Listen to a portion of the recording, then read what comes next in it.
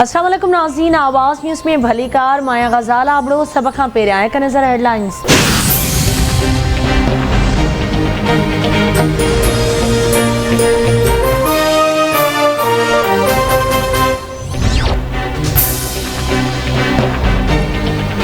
नून league के सदर शहबाज शरीफ की सदारत हेठ अपोजिशन जमातुनि जी अॼु वॾी बैठक थींदी।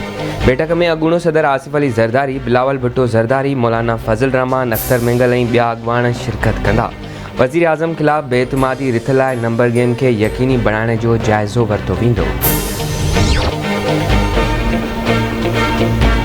पार्लियामेंटर्स के वोट कास्ट करण खां रोकण जी साज़िश कई पई वञे। हारायल शख़्स इमरान ख़ान पंहिंजे मेंबरनि जी ॻणप पूरी करण बदिरां धांधली करे रहियो आहे।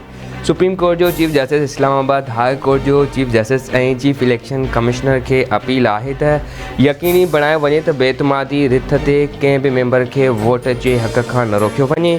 Peoples party chairman Bilawal Bhutto ज़रदारीअ जी प्रेस कॉन्फ्रेंस चवे थो, इमरान ख़ान अवाम जो एतमाद विञाए चुको आहे। बहितर आहे त इज़त सां इस्तीफ़ा ॾे।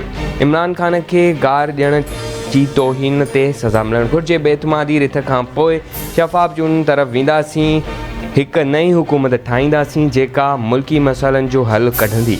वज़ीर आज़म ॿुधाए त पंहिंजी तक़रीर में कंहिंखे जानवर पियो चवे।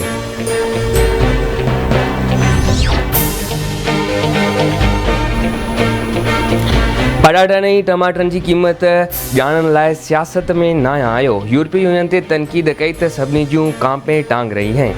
कोई पैसे जे ज़ोर ते हुकूमत किराए त रियासत ऐं अवाम खे आवाज़ बुलंद करणु घुरिजे। टे कुआ हुकूमत किराइण लाइ निकिता आहिनि, पर हुकूमत खे को बि ख़तरो नाहे। वज़ीर आज़म इमरान ख़ान जो हाफ़िज़ाबाद में जलसे खे ख़िताब चवे थो, यूरोपीय यूनियन जे सफ़ीर मूंखे ख़त लिखी सफ़ारती अदबनि जी भञ खड़ी कई। अमेरिका समेत सभिनी सां बहितर लाॻापा चाहियां थो, पर मुल्की मफ़ादनि ते सौदेबाज़ी न कंदुसि। हिकु दहशतगर्द लंडन में वेठो आहे जंहिं केतिरनि ई पाकिस्तानियुनि खे क़त्ल करायो। बरतानिया खे चवां थो त असांजे हवाले कयो। चवनि था साबित कयो छा बरतानिया इजाज़त ॾींदी उनखे ड्रोन हमले में मारे छॾियो। पंजाब असेंबली जे स्पीकर परवेज़ इलाही चयो आहे त हुकूमत सां इताद में रहंदासीं या न, ईंदड़ 2 ॾींहंनि लाइ ऐलान कंदासीं। शहबाज शरीफ सां कंहिं बि वक़्तु मुलाक़ात थी सघे थी। अपोजिशन सां इताद कयो त वज़ारतुनि तां इस्तीफ़ा ॾींदासीं। लाहौर में चौधरी परवेज़ इलाही सां जहांगीर तरीन ग्रुप जे ओन चौधरी मुलाक़ात कई। परवेज़ इलाही जो चवणु आहे त वज़ीर आज़म खे पंहिंजी कोशिश जारी रखणु घुरिजे। असां इतफ़ाक़ करे वरितो आहे, जल्द फ़ैसिलो कंदासीं।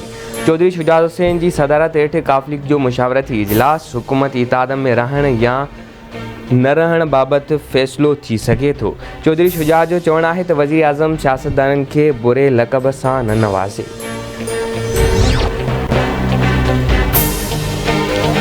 इस्लामाबाद में शहबाज शरीफ जी सदारत हेठि नून लीग जे पार्लियामेनी पार्टी जो इजलास। पंजाब में वॾी वज़ारत में तब्दीलीअ जे हवाले सां फ़ैसिले जो अख़्तियार नवाज़ शरीफ खे ॾिनो वियो। मरियम औरंगज़ेब जो चवणु आहे त समूरनि मेंबरनि इतफ़ाक़ कयो त मियां साहब जेको बि फ़ैसिलो कंदो क़बूल कयो वेंदो। शहबाज शरीफ इजलास के इतादियुनि सां ॻाल्हियुनि ते ब्रीफिंग ॾिनी।